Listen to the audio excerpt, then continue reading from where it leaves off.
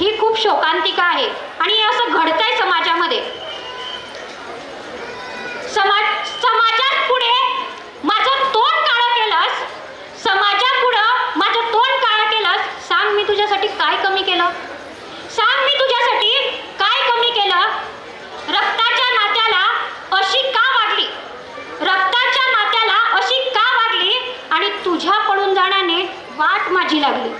तुझ्या पळून जाण्याने वाट माझी लागली.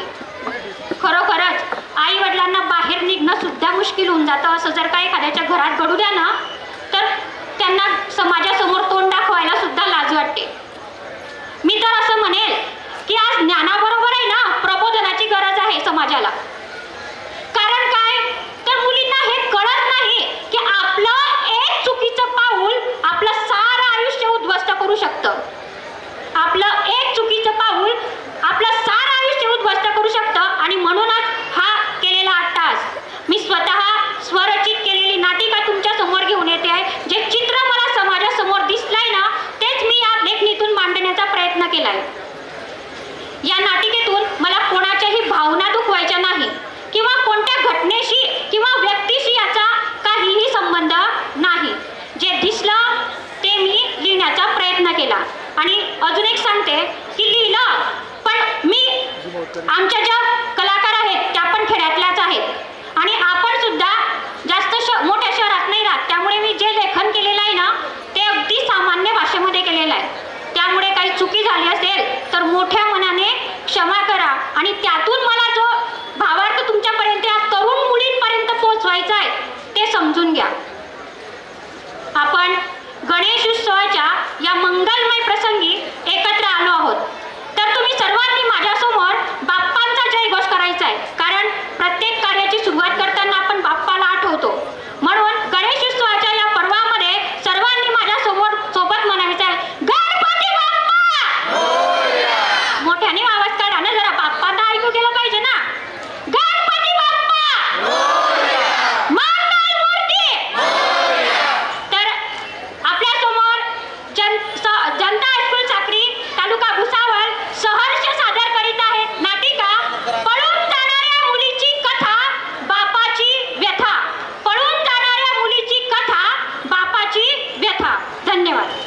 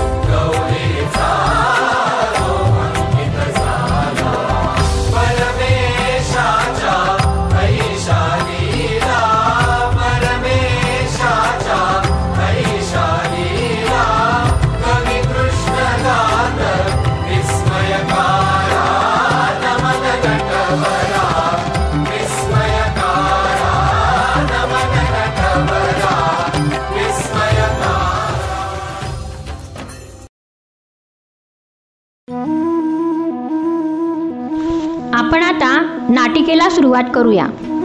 एका गावात श्रीपत पाटील व त्यांची पत्नी रखमा यांची अनु म्हणजेच अवनी ही एकुलती एक मुलगी. अनुचा या दोघांना फार अभिमान होता. तसा अनुचाही आपल्या आईवडिलांवर फार जीव होता. अनु एक हुशार आणि होतकरू मुलगी होती. अनुचे 10वी पर्यंतचे शिक्षण गावातच झाले. अनुने 10वीच्या परीक्षेत घवघवीत यश मिळवले होते. त्यामुळे आईवडिलांना तिचा फार अभिमान वाटे. करता दुःख हरता वार्ता विघ्नाची, पूर्वी पूर्वी प्रेम कृपा जयाची, सर्वांगी सुंदर उटी शेंदुराची, कंठी झळके माळ मुक्ता फळांची.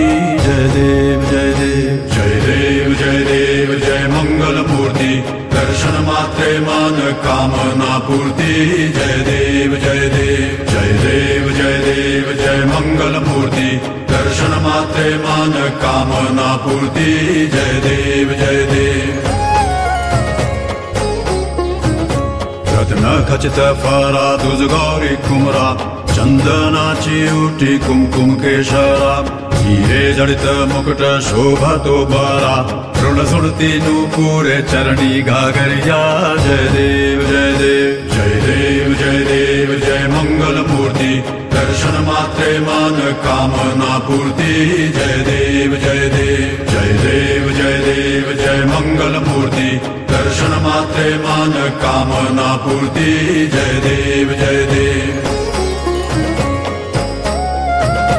लंबोदर पीतांबर फणीवर बंधना, सरळ सुंड वक्रतुंड त्रिनयना, दासरामाचा वाटपा हे सदना, संकटी पावावे निर्वाणी रक्षावे सुरवर वंदना. जय देव जय देव जय देव जय देव जय मंगल मूर्ती, दर्शन मात्रे मन कामना पूर्ती. जय देव जय देव जय देव जय देव जय मंगल मूर्ती, दर्शन मात्रे मन कामना पूर्ती. जय देव जय देव.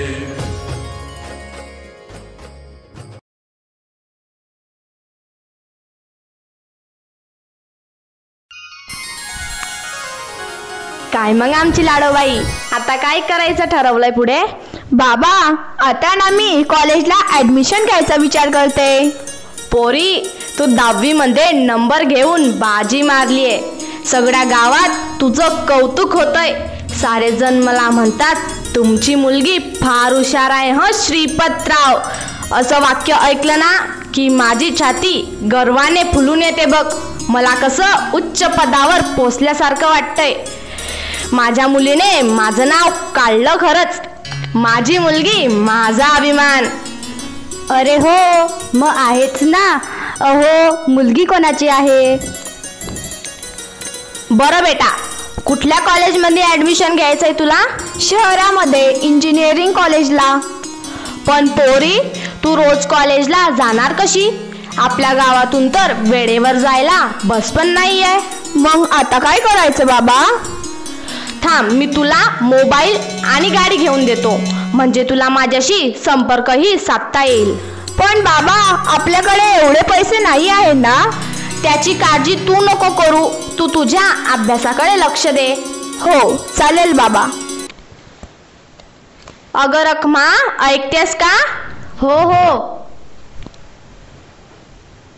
अगं, ते तुझं मंगळसूत्र आहे ना, ते आपण मोडू आणि मुलीसाठी गाडी घेऊया. अहो, पण ते माझं मंगळसूत्र आहे ना. मी एवढा धट्टा कट्टा तुझ्या समोर उभा आहे ना, मग काय काम त्या मंगळसूत्राचं? आणते. मुलीचं शिक्षण महत्वाचं की तुझं मंगळसूत्र? बरं, आणते मी. घ्या. अनु, ए बाळा, हे घे गाडीची चाबी आणि हा घे मोबाईल. बाबा, थँक्यू बाबा. माय बेस्ट बाबा.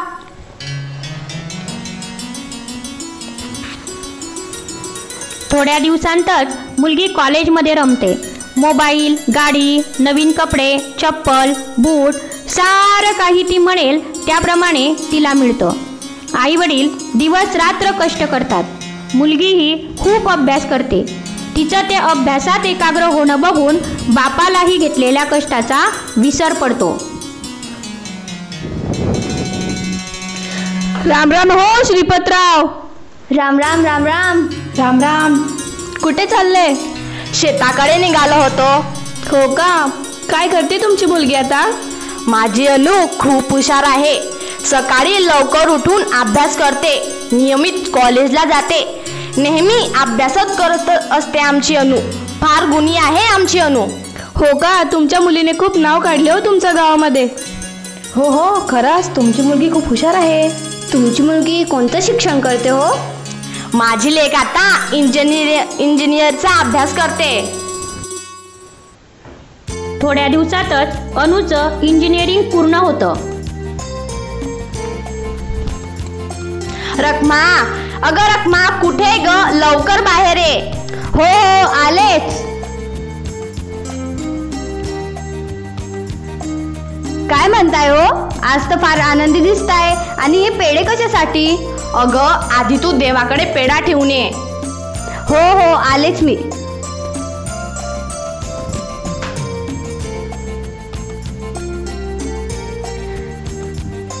आता सांगा. अगं आपल्या अनुने कॉलेजमध्येही नाव काढलं आणि आता इंजिनिअरिंग मध्ये पहिली आलीये. खरंच? मग आता तर मला आजूबाजूच्या बायका इंजिनियरची आई म्हणतील. हो, मला गावातले लोक पण इंजिनियरचे बाबा म्हणतील. हे घे पेढा आणि वाड्यामध्ये पेढे वाटून ये. हो हो, आता ह्या आनंदाच्या गोष्टीवर तुम्ही पण पेढा खाना हो.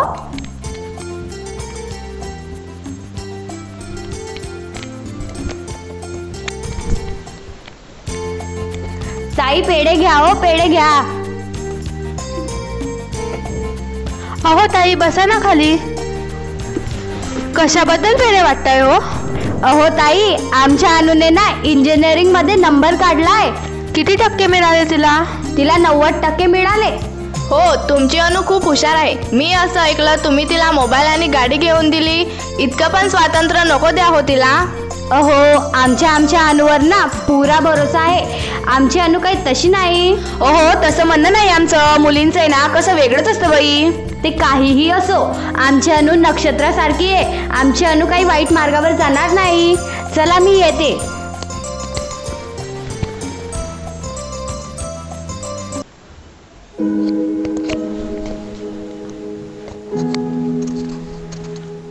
अनु आता शहरामध्ये चांगल्या कंपनीमध्ये नोकरी करायला लागली आहे.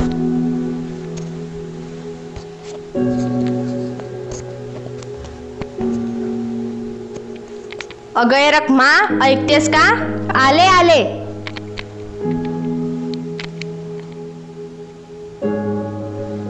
बोला.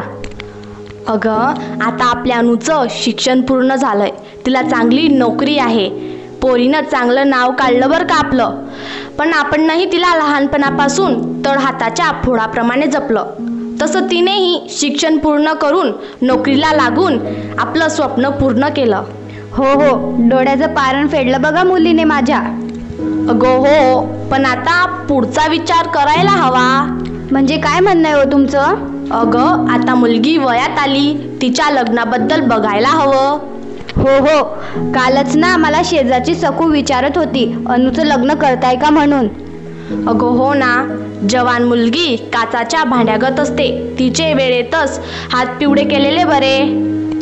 सकू म्हणत होती तिच्या नात्यात मुलगा आहे म्हणे. काय करतो मुलगा? मुलगा मुंबईला नोकरीला आहे आणि गावाकडे पण त्याची 3% शेती आहे.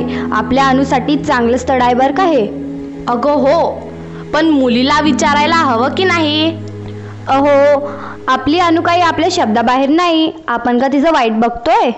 अगं तसं नाही, पण आजकाल मुलींच्या मर्जीप्रमाणे घ्यावं लागतं. अहो, मग ती आता पुढच्या हप्त्यात येणार आहे ना, तेव्हा तिला विचारून घे जा. आणि हे पण विचार जा तिच्या मनात कोणी आहे का. हो, विचारून घेईल. पुढील आठवड्यात अनु घरी आल्यावर. अहो, ऐकतास? काय म्हणते रखमा? अहो, अनुला येऊन आज 2 दिवस झाले. आज तरी तिला तिच्या लग्नाविषयी बोला. हो विचारतो, पण अनु कुठे आहे? बाबा, मी इकडे. इकडे ग मुली, मला तुझ्याशी बोलायचंय. हो हो, आले. हा बोला बाबा, काय म्हणताय? काय म्हणतो मग तुझा जॉब? सर्व ठीक आहे ना? होय हो बाबा, सर्व ठीक आहे. आणि आता तर 2 महिन्यानंतर मला प्रमोशनही मिळणार आहे. अरे वा, छान. पण आता पुढे काय करायचं ठरवलंय? पुढे म्हणजे कशाबद्दल हो बाबा? अगं तुझ्या लग्नाबद्दल. लग्न? एवढ्यात लग्न? अगं तसं नाही, पण आता तुझं शिक्षण पूर्ण झालंय. मग आम्ही म्हटलं तुला चांगलं स्थळ बघावं आणि तुझं लग्न लावून द्यावं, म्हणजे आम्ही आमच्या जबाबदारीतून मोकळे. बाबा, मला एवढ्या लवकर लग्न नाही करायचं. आणि तुम्हाला काय हो, मला पाठवायची एवढी घाई आली आहे? नाही म्हणजे काय बेटा? अगं काही गोष्टी वेळेतच केलेल्या बऱ्या. पण मला सांग, तुझ्या आयुष्यात तुझ्या ओळखीत कोणी आहे का? छेओ बाबा, तुम्ही असं काय म्हणताय? नाही ना तसं काही. मग आम्ही बघू तुझ्यासाठी स्थळ. चालेल ना तुला? हो चालेल बाबा. काही दिवसांनंतर मुलीला चांगलं स्थळ मिळतं. मुलगी बघण्याचा, पसंतीचा, साखरपुड्याचा कार्यक्रमही आनंदात पार पडतो. आणि लग्नाघरी सगळी जय्यत तयारी सुरू असते. रखमा आले हो.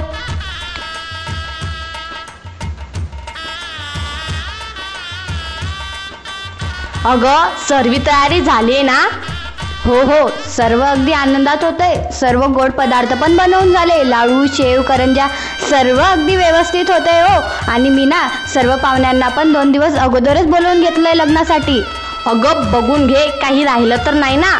मी माझी जमीन विकून टाकली, पण तरीही मला आनंद आहे. माझ्या अनुच्या लग्नात काहीच कमतरता राहायला नको. अनुला सर्व दागदागिने घेऊन झाले. आता तिला काही हवंय का ते विचारून घे. हो, अनुने सर्व दागदागिने तिच्या मनासारखेच घेतले. कपडे, दागिने सर्व तिच्या मनासारखंच होते हो. सर्व झालंय. 4 दिवसानंतर आपली मुलगी सासरी जाणार. घर कसं खायला उठणार. 2 दिवस सुद्धा आली आपली मुलगी की घर कसं गजबजलेलं वाटायचं. हो ना, मला तर आतापासूनच हुरहुरलेलं वाटतंय. जाऊ दे, जास्त मनाला नको लावून घेऊ. आपण ना आपल्या अनुसाठी चांगलं स्थळ बघितलंय. मुलगाही समजदार आहे. घरच्या मंडळीचाही स्वभाव छान आहे. आपल्या अनुची घेतील ते काळजी. चल, मला काहीतरी पुष्कळ काम आहे. पण अनु कुठे आहे? अरे हो, अनु मला सकाळी बोलली होती मी मार्केटला जाऊन येते म्हणून. सकाळी? आता तर 4 वाजले. 4 वाजले? अरे हो, या लग्नाच्या गोंधळात तर मला कळालंच नाही. अनु म्हणे की मी लगेच येऊन जाईन. थांब, मी फोन लावून बघतो. आपण ह्या नंबरवर संपर्क करण्यास प्रयत्न करत आहात तो यावेळी संपर्क क्षेत्रामध्ये नाही किंवा बंद आहे. कृपया थोड्या वेळानंतर प्रयत्न करा. अगं, फोन तर बंद येतोय. बंद आहे? मग कुठे गेली ही मुलगी? कोणाला घेऊन गेली होती ती? ती कोणालाच नाही घेऊन गेली. ती म्हणे बाहेर खूप ऊन आहे, मी रिक्षात जाईल. तर ती गाडी पण नाही घेऊन गेली. थांब, मी बाहेर बघून येतो.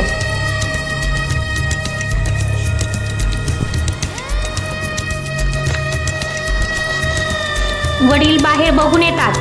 अनुचा फोनही लागत नाही व अनुही सापडत नाही. मग घरामध्ये येऊन घरात शोधाशोध करायला लागतात.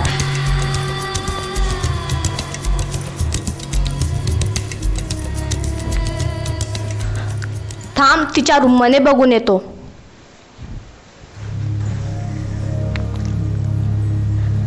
अरे हे काय? प्रिय आई बाबा, मला हे लग्न मान्य नाही. माझं एका मुलावर प्रेम आहे, पण त्याला जॉब नाही, म्हणून त्याच्याबद्दल मी तुम्हाला सांगलं नाही. तुमची लाडकी अनु. पोरी, हे काय केलंस पोरी तू? हे अनु, काय केलंस पोरी तू? हे रखमा, अहो आपली मुलगी. रखमा, अगं काय झालं तुला? अगं डोळे उघड रखमा. अगं डोळे उघड रखमा. आपली अनु मला सोडून गेली. आता तू नको जाऊ रखमा. अगं डोळे उघड रखमा. ओ, काहीतरी झालंय वाटतं. अनु चालली गेली वाटतं. लहानपणापासून पोळीला तर हाताच्या खोडाप्रमाणे जपला आणि बघा पोळीने कसे पान फेडले ते. मला तर तिचे लक्षणच बरोबर दिसत नव्हते. दिवस रात नुसती मोबाईलच बघत होती. रखमाताईला किती अभिमान होता पोरीवर. ती जेव्हा इंजिनियर बनली तेव्हा पेढे घेऊन आली होती. मी तेव्हाच त्यांना बोलली होती इतकं स्वातंत्र्य नको द्या तिला. दुपारी माझ्या मुलाने तिला कोणाच्या गाडीवर जाताना पाहिलं, पण त्याला काय माहिती की ही काय करते म्हणून. पण तिच्याजवळ बॅग पण होती. ओ बघा, आई वडिलांच्या तर पायाखालची जमीनच हल्ली बाई. रखमा, अगं रखमा, काय झालं तुला? डोळे उघड रखमा, अगं डोळे उघड ग रखमा, अगं डोळे उघड. सकू, ए सकू. काय झालं रखमाला? हो डॉक्टरांना फोन करा. हो अगं रखमा, डोळे उघड ना ग. जिच्यावर मी डोळे झाकून विश्वास ठेवला तिनेच माझा विश्वासघात केला आणि घर सोडून चालली गेली. अगं डोळे उघड ना ग रखमा, ग डोळे उघड ना ग रखमा, डोळे उघड ना ग रखमा, डोळे उघड रखमा, डोळे उघड ना ग. आता काही उपयोग नाही, रखमा गेली वाटतं. माग डोळे उघड ना ग रखमा, ग डोळे उघड ना ग रखमा, रखमा, ग डोळे उघड ना ग रखमा. देवा तू सांग ना कुठं गेला हरवूनी लेकराची गान तुला अवतार आता तरी.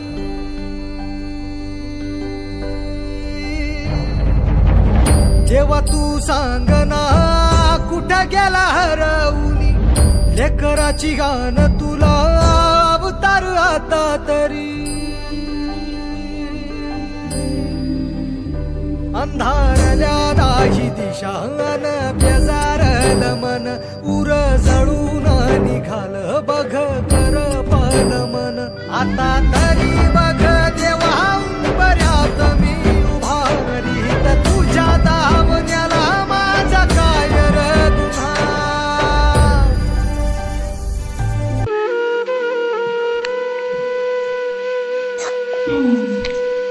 रखमा हा धक्का सहन करू शकली नाही. ती हे जग सोडून गेली.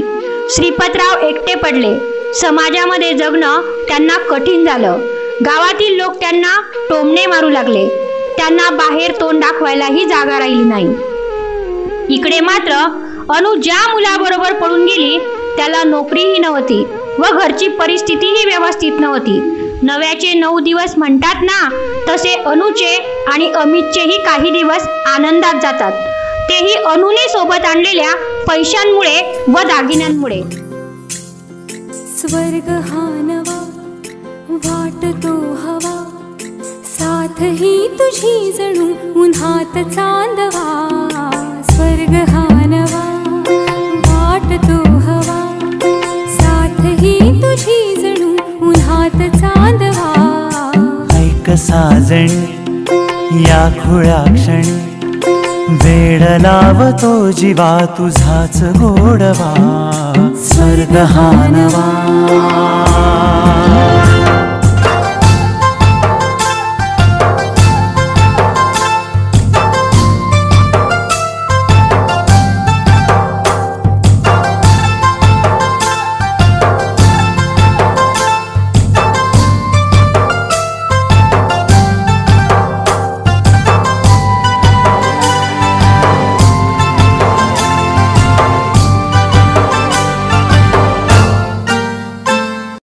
नंतर मात्र काय होतं ते बघा.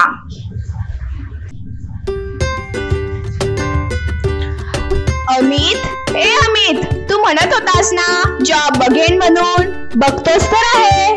कुठे बघतोय? मी ऑफिसला जाते तेव्हा घरातच बसून असतो. म्हणजे तुला काय म्हणायचंय? अरे पण घरात बसून जॉब कसा मिळणार ना. तुला काय वाटतंय मी प्रयत्नच करत नाहीये? नाही, तुला असं वाटतंय की मी तुझ्या पैशांवर आयुष करतोय. अरे तसं नाही, तू शांत हो. मी ना उद्या माझ्या बॉसशीच बोलते तुझ्या नोकरीविषयी. नाही, नको, काही गरज नाही मला तुझ्या वशिल्याची. अरे तू असा कसा म्हणतो? तू शांत हो, आपण या विषयावर संध्याकाळी बोलू. संध्याकाळी अनु ऑफिस मधून घरी आल्यानंतर. अमित, ए अमित, अरे कुठे दिसत नाही. हा फोनच लावून बघते. अरे आलास? अमित कुठे गेला होतास? का तुला विचारून जायचं मी आता? अरे तू असा कसा बोलतोय? आणि आवाज, तू दारू पिऊन आलाय? हो पिऊन आलाय. तुला त्याचं काय? अमित मला हे अजिबात चालणार नाही. हीच तुझी रोजची कटकट आहे ना. ही कटकट मला नकोशी वाटते. माझी कटकट? अरे ही तर तुझी कटकट आहे. काम धंदा काही नाही आणि घरात बसून माझ्या पैशांवर ऐश करतो. हेच माझा पैसा, माझा जॉब. हेच कंटाळा आलाय मला आता. अरे तू मला प्रॉमिस केलं होतंस की आपण दोघे एकत्र आल्यानंतर जॉब बघेन म्हणून, पण त्याचं काय? काहीच नाही. त्याचं काय? तू काहीच नाही. मी तुझ्यासाठी माझ्या जीवापाड प्रेम करणाऱ्या आई वडिलांना सोडून आले आणि तू मला इथे फसवलंस. ते तरी माझी किती हौस मौस पूर्ण करायचे. माझ्या बाबांनी तर माझ्या लग्नासाठी अख्खी जमीनच विकून टाकली होती, पण मी काय केलं? तुझ्या सोबत आले आणि तू मला फसवलंस. मग मी पण तर तुझ्यावर प्रेमच केलं. तू माझ्यावर नाही, तू माझ्या पैशांवर प्रेम केलं. मग मी तुला आता आवडत नाही? आवडत होतास, पण तू इतका खोटा आणि इतका व्यसनी असशील मला अजिबात वाटलं नव्हतं. मला खोटा म्हणतेस? मला? अमित, अरे मला तू काय करतोय? अमित, अमित, अरे तू हे काय करतोय? अमित सोड मला शिकविणारी. मी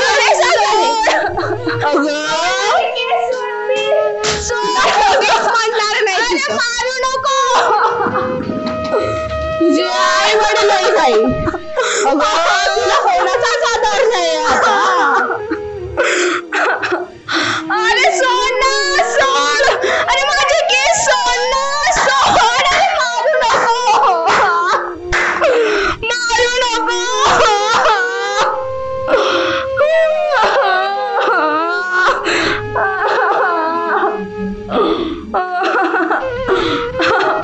तुझे पैसे दे मला. पैसे नाही, पैसे माझे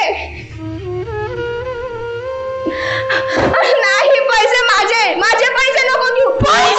नको, पैसे नको घेऊ माझे. बस बोमलत. मी हे काय केलं? मी ही खूप मोठी चूक केली. मी असं करायला नको होतं. माझे आई वडील तरी किती चांगले होते, पण मी काय केलंय? मी त्यांनाही फसवलं आणि मी पण फसले. मी असं करायला नको होतं. माझे आई वडील खूप चांगले. ते घेतील का मला घरात? मी उद्या जाऊन बघू का? पण नाही घेतलं तर? नाही, ते खूप चांगले. ते घेतील मला घरात. मी उद्या जाऊनच बघते. दुसऱ्या दिवशी अनु तिच्या वडिलांकडे जाते.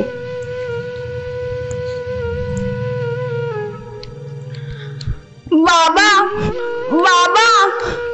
अनु, तू इथे कशाला आलीस? बाबा मी चुकले. बाबा मला माफ करा. बाबा माफी कशाची?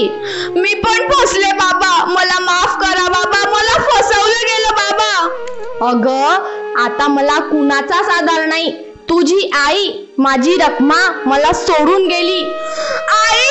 बाबा हो, तुझ्याच मुळे गेली.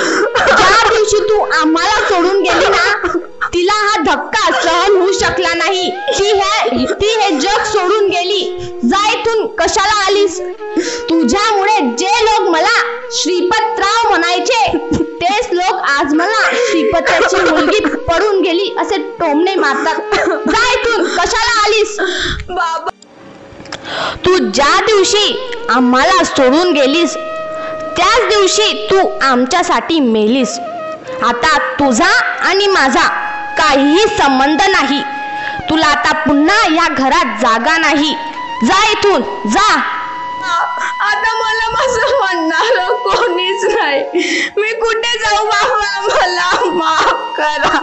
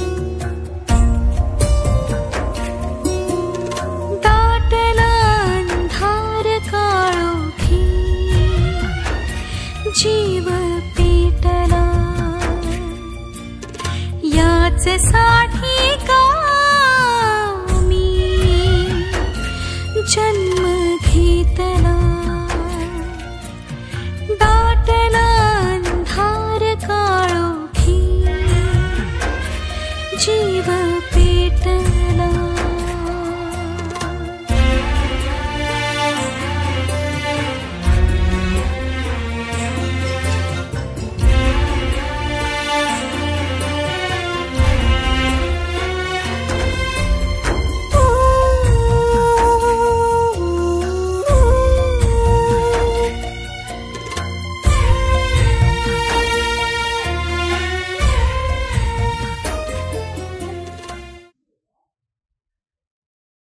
नमस्कार. आम्हाला ही नाटिका तुमच्या समोर सादर करत असताना मनामध्ये खूप संकोच वाटत होता, कारण हा विषय खूप नाजूक असून तो मांडताना आपल्याबद्दल काय विचार होईल अशी भीती आमच्या मनात होती.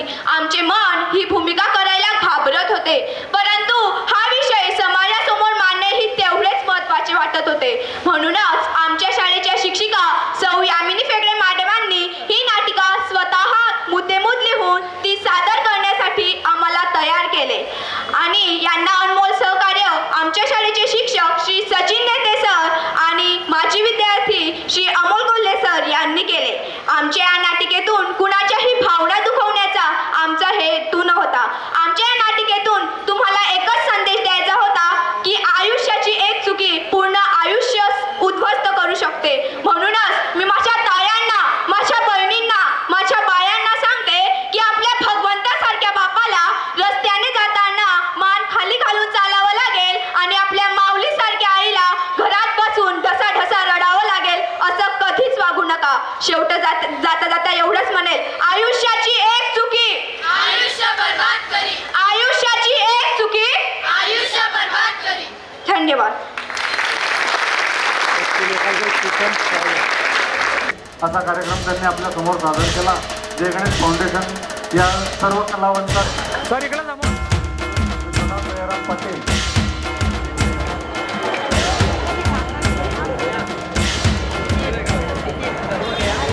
यानंतर या बाल कलाकारांचं नाटिका तुम्हाला कशी वाटली?